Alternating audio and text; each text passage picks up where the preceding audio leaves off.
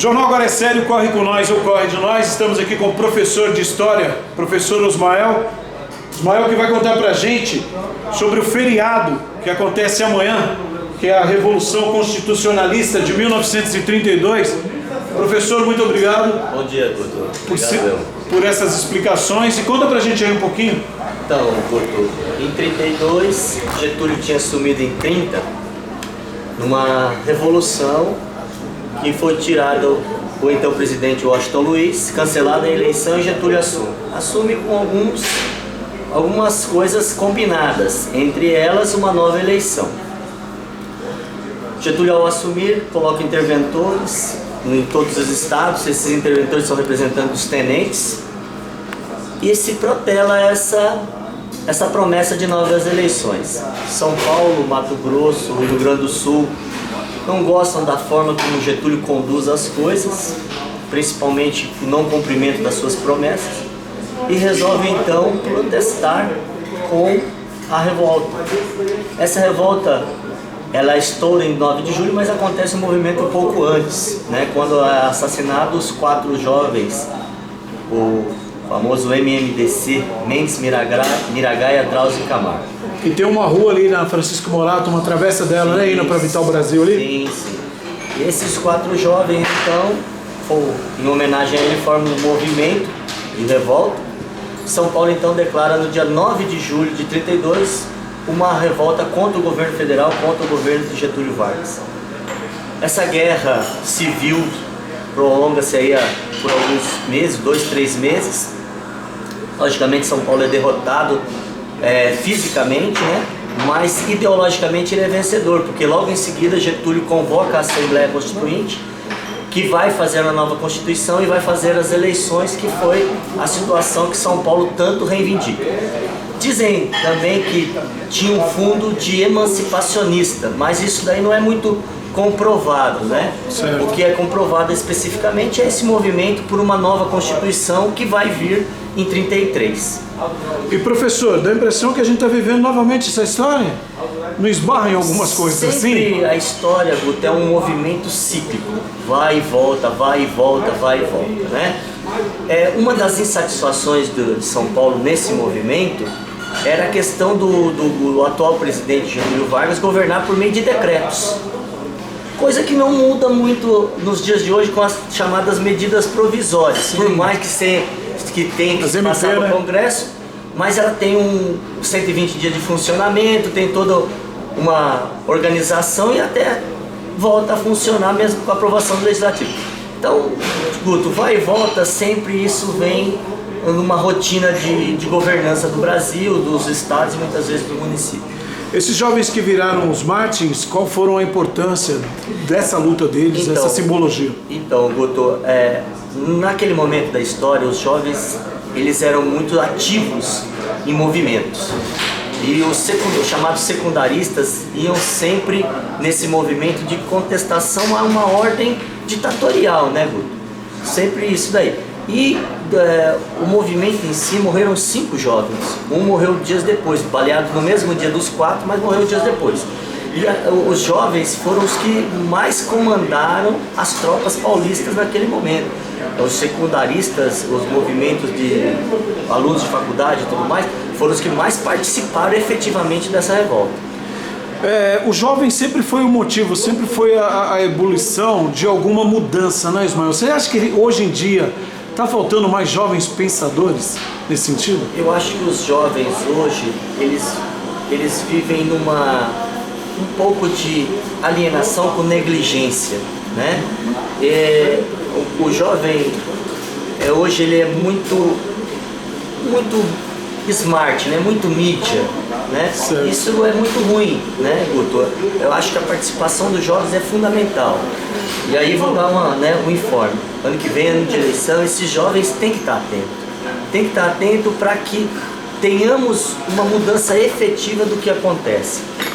Professor, o que o senhor achou aí do Ministério da Educação acabar com sociologia? Olha, a ciência do pensar aí, né? Olha, Guto, tem várias coisas que estão acontecendo na educação que está sendo difícil. Aquela questão do contingenciamento de verbas também foi uma coisa muito difícil. Brasil tem que viver de uma pesquisa, né? E contingenciar verbas não é uma coisa muito fácil. Sei que todos os governos, todas as esferas estão passando por dificuldades, mas eu acho que tem situações a se cortar que não a educação, não a saúde e a segurança pública. São coisas fundamentais.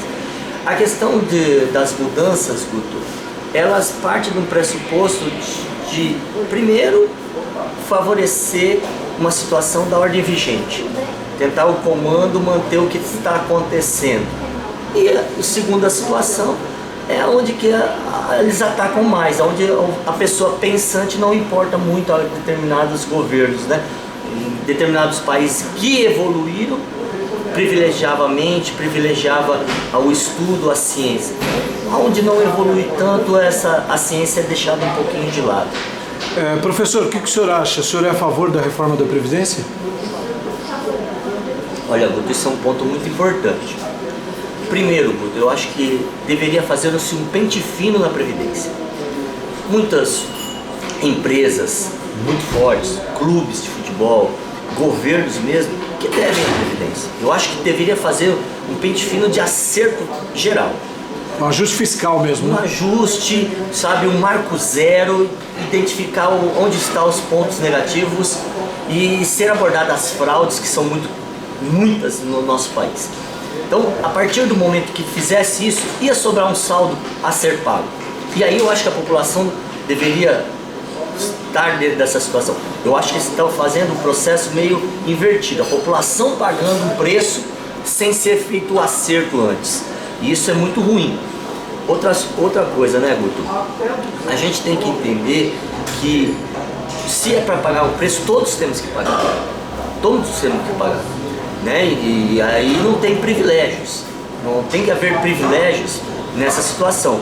Porque a história conta que a população sempre paga a conta. A conta não deve, a população não se recusa muitas vezes a pagar, mas ela não quer pagar sozinha. Eu acho que isso é fundamental. Os militares não fazem parte dessa reforma da Previdência, né? Se ela fosse tão boa, por que eles não fazem parte? Eu acho que tem que ser feito... Não pode haver duas pesos e duas medidas, mas também nós não podemos também jogar na tábula rasa. Eu acho que tem situações que devem ser analisadas. Eu acho que tem posições de pessoas que devem ter os seus direitos garantidos, mas, primeiramente, ponto fundamental, fazer um pente fino, ver os ajustes que tem que ser feitos no que está sendo errado. Certo. E também tem outra coisa, Guto. Políticos também têm que entrar, tem que rever a situação. O judiciário também tem que colaborar na situação de aposentadorias, que não é só militares, né? São todos, né? Todos têm que fazer o seu sacrifício. Certo. Professor, diz o ditado que o povo que não conhece a sua história, ele está comprometido, condenado a repeti-la. Em 1932 houve essa revolução com quase que um movimento separatista, né? De São Paulo, Mato Grosso e Minas, não é isso? Foi São Paulo, Mato Grosso e Rio Grande do Sul.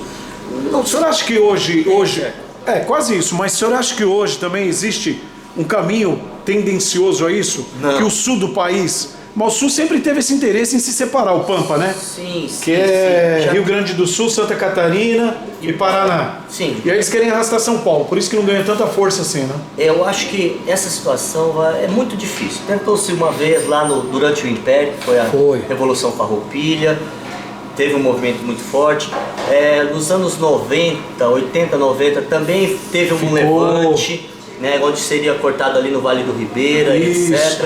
Né? Mas eu acho que a unidade nacional é muito importante para a nação.